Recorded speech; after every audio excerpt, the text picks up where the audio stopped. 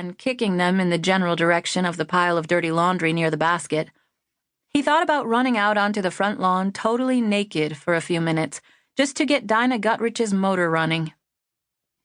If she had a hissy fit about him doing a few downward dogs in his boxers, she sure as hell wouldn't like him doing it in the nude.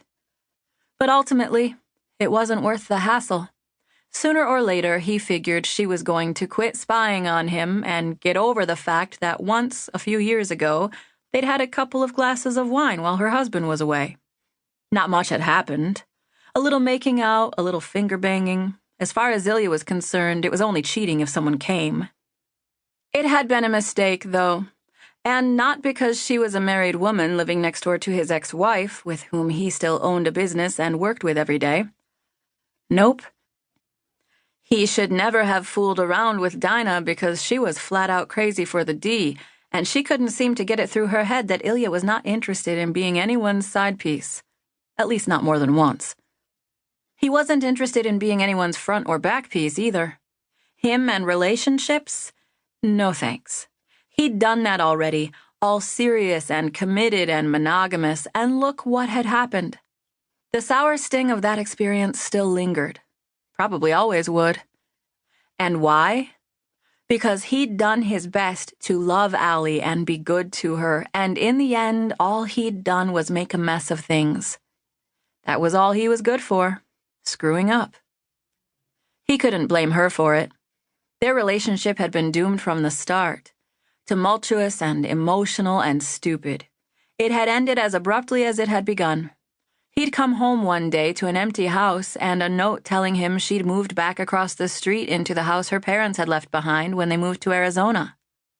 There'd been no counseling, no working it out. 10 years, and it was over. Yet they were still a part of each other's lives and would likely always be. They were family. They'd once filled an empty space within each other, one that nobody else could ever understand. Maybe that was why he'd been an asshole and tried to come on to her this morning, he thought as he stood in the shower under water still too chilly for comfort. Because despite last night and Amber, all Ilya had was a still empty space. He pushed those thoughts away because, damn, it was too early for self-contemplation. Hissing at the sting, Ilya twisted the faucet handle sideways to get beneath the water so he could scrub his armpits, still rank from the night's acrobatics and not helped by his morning exercise. The showerhead had come off a few years ago, and he hadn't replaced it, which meant the water shot out of a single pipe sticking out of the wall, with enough force to abrade him in every tender place, if he didn't stand at just the right angle. He winced at the scratches along his back and sides. Next time, he told himself, he'd make sure to pick up a woman who didn't have talons. He heard the muffled sound of the landline ringing again, but didn't bother to get out of the shower to answer it. The only calls that came through on that number were solicitors or scams. Or his ex-wife, he thought, calling to chastise him about naked front-lawn yoga. He took his time scrubbing and rinsing, then stepped out of the water and rubbed his hair dry with a towel that smelled faintly of mildew. Shit. He needed to do laundry. Again, what the hell was up with that? Ilya tossed the damp towel toward the basket and went, still naked, down the hall into his bedroom, where he dug through another pile of clothes to give them a sniff test to determine whether they were clean enough to wear a second time.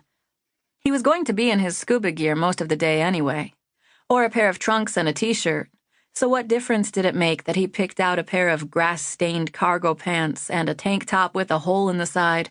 He wasn't entering a fashion show.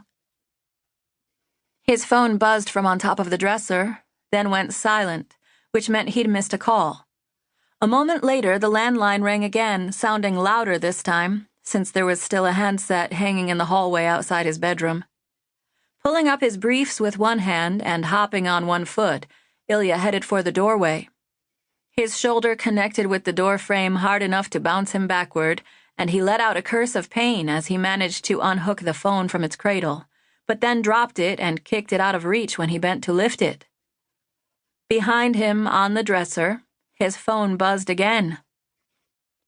"This better be important," he barked into the landline when he at last was able to snag